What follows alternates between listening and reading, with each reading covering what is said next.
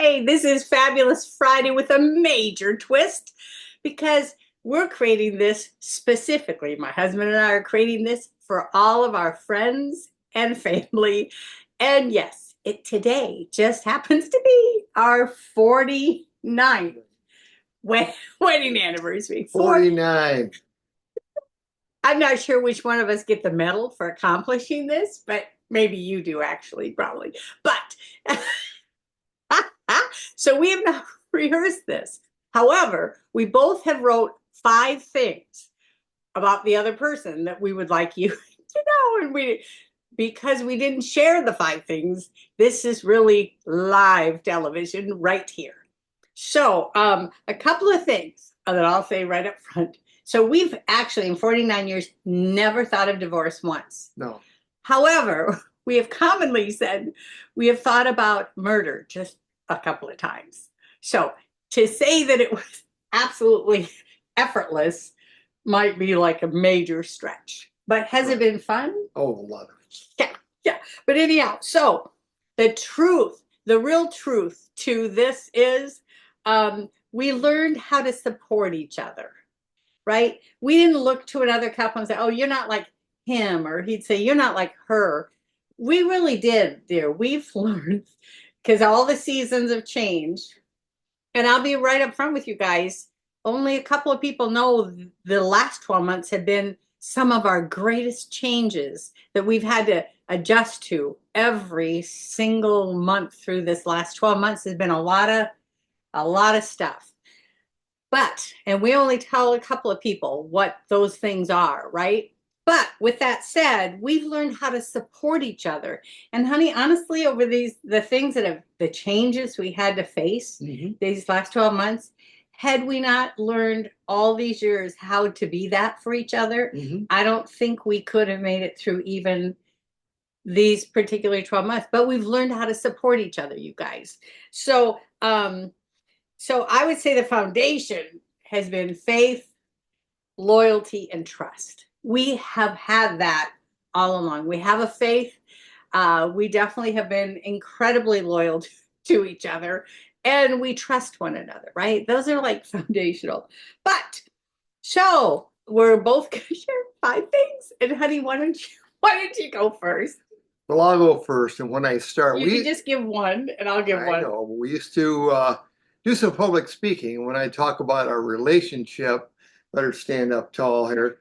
I always talked about the first time. In fact, ironically enough, it was about 50 years ago this month that we met. In October, I remember the beautiful autumn night there. And the true story is that I had graduated from college that year. It was a beautiful October night. My roommate in college actually drove up about 100 miles to spend the weekend with me. And that night, we were, as a lot of young guys are, what you would call out on the prowl. And we went to, a lot of times you go to a burger joint or something like that. I said, well, there's a nice place on the lake. It's a little upscale. Let's give that a try. It might cost a bit more money, but who cared back then? So we went to this restaurant, and I'll never forget it. We sat down, and not too soon, this image seemed to walk through the room about 3 or 4 times, and finally I noticed it had a head, and it was beautiful. And from that started our journey. That very first night we met, and here we are 49 years later. Amazing. Yeah. Amazing. And the first thing I guess I always like to talk about, and I say this for a lot of young people, marriage is not easy. In fact, I oftentimes tell young people it's too bad that you don't have a bottle of the enthusiasm that you have when you first get married, that you can put that enthusiasm in that bottle. Because many times along the way, if the truth were known, you're going to need to get that bottle out and drink it and remember all the good times that you had in the beginning. But the first thing that I always talk about with Pam, and I can't mean this enough, and I think it's unique, and that's something called unconditional love. We both grown in our faith over the years, but certainly didn't have the kind of faith, or I didn't, when we first were dating and so forth, as we have now. And to be married for 49 years and know that I could make decisions that I didn't have to run by her and always be concerned about her thoughts. I've been self-employed most of my life, and what comes with that is a lot of mistakes. And I never had to worry about going home and wondering whether or not the phone had rang and who said this or what have you. One time I lost a job and got fired, and actually somebody had called to see if I could go out for lunch that day. And they called the office, and the office said, "Well, he no longer works here."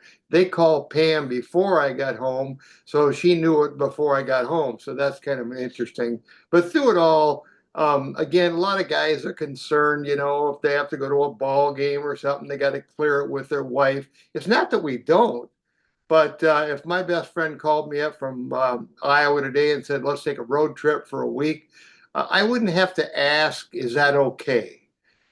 We love each other and we support each other, and I would go on the trip. So unconditional love that I've gotten from her is the first thing. Wow. Okay. So I got to keep from crying on these things. So, one of the first things I want to mention is that, for those of you that don't know us well enough, that we were in business together. We were business partners for 44 years. And honey, I wanted to get into that business because I just wanted to be by you all the time. I didn't want to have two different worlds. One world where we worked separate lives, came together in the evening, exhausted or whatever that looked like. So, I cherish the 44 years that we were on the road doing stuff. We were on stages speaking together, even overseas, different Yeah. things, and all those memories, honey, of us just being sold out to each other and could trust each other through all of that. Those were powerful memories for me. And watching who you are when you're serving others, how you inspire and empower people. You love the underdog and bringing him up, and I love that about you. Yeah. Well, it was awful hard for me to come up with anything else, but I had to have five. So number two is honest to goodness. Pam is, and all of our friends, people we've met around literally the world, would tell you this. She's the most positive person you've ever met. Almost to the point of being repulsive sometimes. I know that you would think being with somebody that's positive all the time and never looked at the dark side would be fun, but not always. But again, we've endured these 49 years, and she is, again, without a doubt, the most positive person I've ever met. Oh, my word, dear. Oh, my word. Why? Number two for me was I wrote down what a loving father he has always been. So we have two children, Sherry, 2.5 years older than Willem. And the two of them, if they would ever say, they're growing up, they'd say, "I want to stay all night with my friend tonight." I'd be like, "Oh no, Dad's going to really hate this." He never wanted our children to stay all night at someone else's house because he was so sad that they were gone. And now that they're adult children, of course, and we also have 5 grandchildren too, but now they're adults, you really, more than me, you really wish we could see them every day and maybe that they could live in one house on each side of us, right? I mean, you really are that kind of father, and I really admire that. Good, thank you. Well, that's Mhm. interesting because number three for me was in the area of being a mother. I think interestingly enough, again, as we've traveled a lot and talked with people, a common phrase is that, "Oh no, the kids are going through terrible twos. They're going through this. They're going to get to be this age." And Pam, from the time she found out she was pregnant, was, is, and always has been nothing but positive. Have we had challenges? Certainly, Mhm. lots of them. But the kids were never an inconvenience.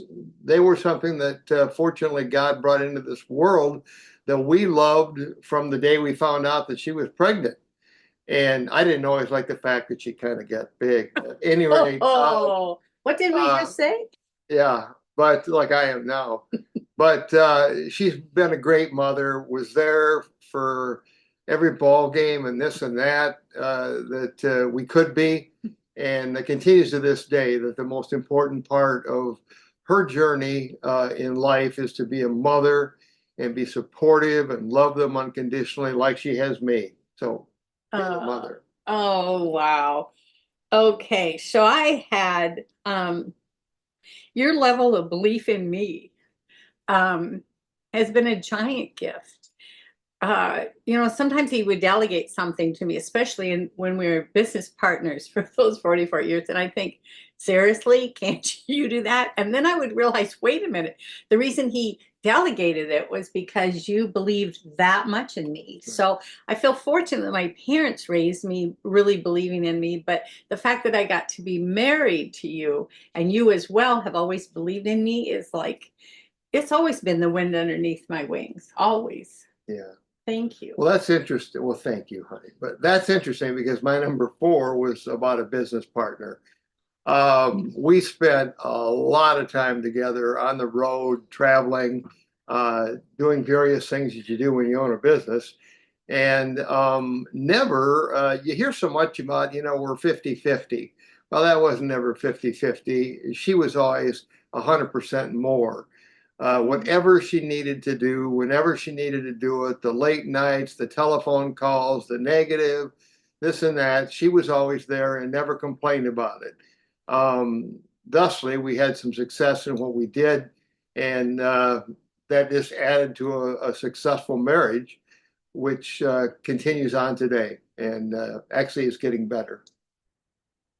Yes, it is. This one is kind of a funny one, but I love how you're always the hero to me. I have this thing about spiders, bugs, and snakes. And he can be sound asleep even, and I can say, whoa, a bug. And he flies out of the chair and will climb ladders, whatever it is. We had, it's a Florida, oh my word, they have bugs that could carry you off. They're so big. But like maybe 2 years ago, we had the two snakes in our fenced in backyard. I come in screaming, Scott, there's two snakes in the backyard. He goes, gets a rake. He comes out. Well, these are called, what were they called? Racers? Yeah, just a black snake. Yeah, but they're racers, harm which is the fact that they're fast. So he's coming with a rake to try to get one over the fence, and the other one would spin around the tree and be right behind him instantly. So every time he would go to help get one over the fence, the other one with lightning speed would zoom around. I'm like, no, the other one's behind you now. And I love how that part of you, you just want you want to save me from yeah. all my craziness, because really they wouldn't have hurt. Well, they could have hurt us. We didn't know what they were at the time, but I love how you always like rise up like you're my knight in shining armor. Oh. Well, I guess the last thing that I would say, number five, which is just a general comment, is the fact that I've always been proud of you. I never again, as I've said along the way, had to worry about you and whether or not you were going to love me because I made this mistake, or whether or not financially we had done some things at times that weren't the best. And I didn't need to worry whether or not you'd be there when I got home. Uh, Part of that had to do from your upbringing because you never had anything anyway. But I think that again is a gift that I've been given, because there's a big word out there called divorce in this country. Um, by the grace of God, we didn't have to go through that. And I know there's a lot of extenuating circumstances that go into that decision of not staying together. Very hard decisions. But again, I've just always been very proud of her and the decision she's made with our children, the decision she's made with me, and most importantly, the decisions we're making now. We really look forward to many, many more years together. And I think that to us, the future looks bright. Yeah, yeah. Well, I kept this one for last. And remember, our grandchildren could be listening to this. Oh, that's right. So this last one I had to mention because it's truth, and I really believe you, and I've always known it's a key part of marriage, and that is the humor and playfulness that we happen to keep in the bedroom 49 years. So I didn't want that to get out too early, so that's all you were thinking of during our video. But the truth is, honey, that has been it's a gift that we manage to give each other grace. We have humor in the bedroom, passionate. We have like all of it. And I really appreciate that. That's such a key part of still, and even more as we get healthier, because we're on healthy journeys now. I appreciate that that's something, and I know our kids are listening too, but that you can enjoy all the way into your marriage, way, way beyond 49 years, Right. right? Right. So you're going to add to that one? No, Oh, no. good. I thought I might have to edit I'm something. still here. I have to edit something if he starts down that comment thing. So I'm just going to close, and if you have anything else, I want to close with, there is a book that I found helpful early in marriage, and it's called Men Are from Mars, Women from Venus. Now, I will tell you, I don't agree with everything in the book. As a matter of fact, there's a little bit of how do you say, generalization, that the men are from Mars and speak Martian, and the women are from Venus and speak Venetian. I would have to say, as I listened to that book, the thing I think is beneficial, you guys, is to understand we will always be coming from separate perspectives, right? And so I love the book in that it talks about how different those planets are, right? And yet you can respect one another with that. But I will tell you, throughout that book, there are times when they talk about the Venetian. She'll do this. I'm thinking, actually, no. The Mars, the Martian, has that particular characteristic. So it isn't as clean, maybe, as he makes the book sound, like we're just a certain kind of whatever. But what's really cool is for us to realize we are different people. We'll always be different people. But hopefully, even just celebrating our 49th anniversary with you guys, that you actually know there's nothing about perfection here.